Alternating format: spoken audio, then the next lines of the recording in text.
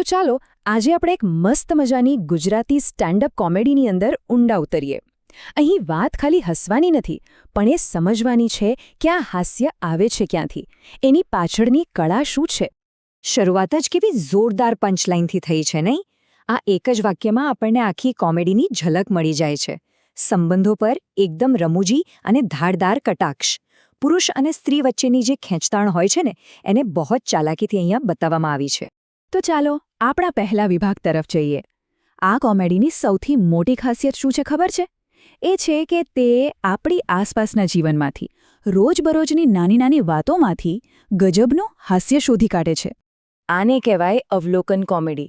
મતલબ કે જે વસ્તુઓ આપણે રોજ જોઈએ છીએ, અનુભવીએ છીએ, એ જ બધી વાતોને એક નવા જ, એકદમ રમૂજી એંગલથી આપણી સામે મૂકવામાં આવે છે.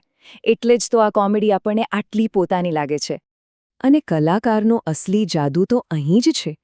પરિવાર, લગ્ન, આજકાલની ટેકનોલોજી, આ બધી સાવ સામાન્ય લાગતી બાબતોમાંથી એ હાસ્યનું એક આખું વિશ્વ ઊભું કરી દે છે.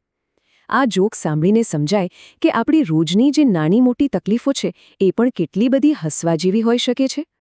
ચાલો હવે વાત કરીએ એ વિષયની જે આખા પરફોર્મન્સનો કહી શકાય કે હીરો છે, અને એ છે લગ્ન. એક એવો યુદ્ધક્ષેત્ર જ્યાંથી સૌથી વધારે જોક્સ પેદા થાય છે. લગ્ન જીવનમાં વાતચીતનું આનાથી સારો ઉદાહરણ બીજું શું હોઈ શકે?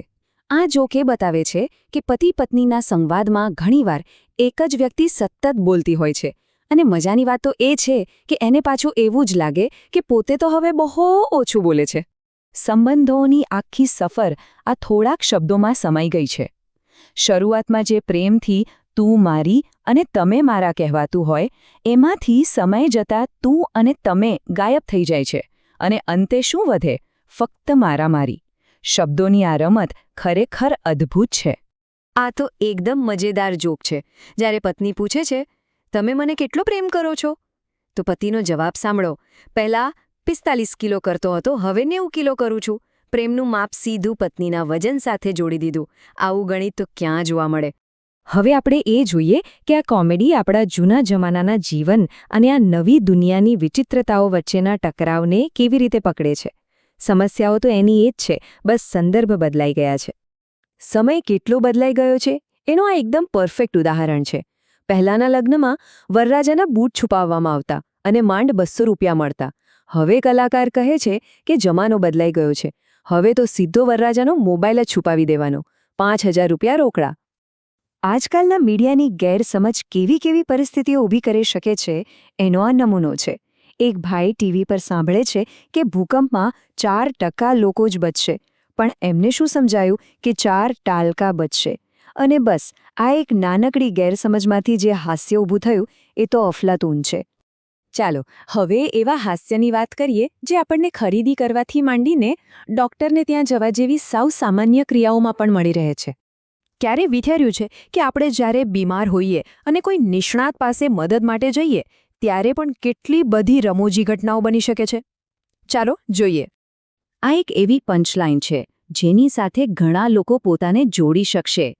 ડૉક્ટર જ્યારે શરીરમાં આયર્ન, ગ્લુકોઝ, વિટામિન આ બધાની ઉણપ ગણાવવાનું શરૂ કરે છે, ત્યારે દર્દીને એવું જ લાગે કે આ તો સાસુ કરતાં પણ વધારે ખામીઓ કાઢે છે. આ કંજૂસના દીકરાની વાર્તા તો તર્કના તુક્કાનું શ્રેષ્ઠ ઉદાહરણ છે. એ મીઠાઈ લેવા જાય છે તો કહે છે કે એ માખણ જેવી છે. પછી માખણ લેવા જાય તો એ મધ જેવું છે, અને મધ લેવા જાય તો એ પાણી જેવું ચોખ્ખું છે. હવે પાણી તો ઘરે મફતમાં જ મળે ને, તો ભાઈ પાછા આવ્યા ખાલી હાથે. સારું, હવે આપણે અંતિમ વિભાગ તરફ જઈએ. આ બધી હસી મજાકની પાછળ અમુક ઊંડા અને ગહન સંદેશા પણ છુપાયેલા છે. આ માત્ર હસવાની વાત નથી, એનાથી કંઈક વધારે છે. તો આખા કાર્યક્રમનો સારાંશ આ એક વાક્યમાં છે. કલાકારે ડૉક્ટરના ઉદાહરણથી જીવનની આખી ફિલોસોફી સમજાવી દીધી કે ભાઈ, દુઃખની જે વાતો છે એને કડવી ગોળી સમજીને ગળી જાઓ અને સુખની ક્ષણોને કેન્ડીની જેમ ધીમે ધીમે માણો. કેટલો શક્તિશાળી વિચાર છે! આખરે આ કોમેડી આપણને માત્ર હસાવવાનું કામ નથી કરતી, એ આપણને શીખવે છે કે જીવનની મુશ્કેલીઓનો સામનો હસતા હસતા કેવી રીતે કરી શકાય. હાસ્ય એ પડકારો સામે લડવા માટેનું એક બહુ મોટું હથિયાર છે. તો હવે આ સમગ્ર ચર્ચાના અંતે એક સવાલ વિચારવા જેવો છે. જો આપણે પણ આપણી આસપાસની દુનિયાને આ કલાકારની નજરથી જોવાનું શરૂ કરીએ તો આપણા પોતાના જીવનમાં એવું કયું રમૂજી સત્ય છુપાયેલું જોવા મળશે જરા વિચારજો.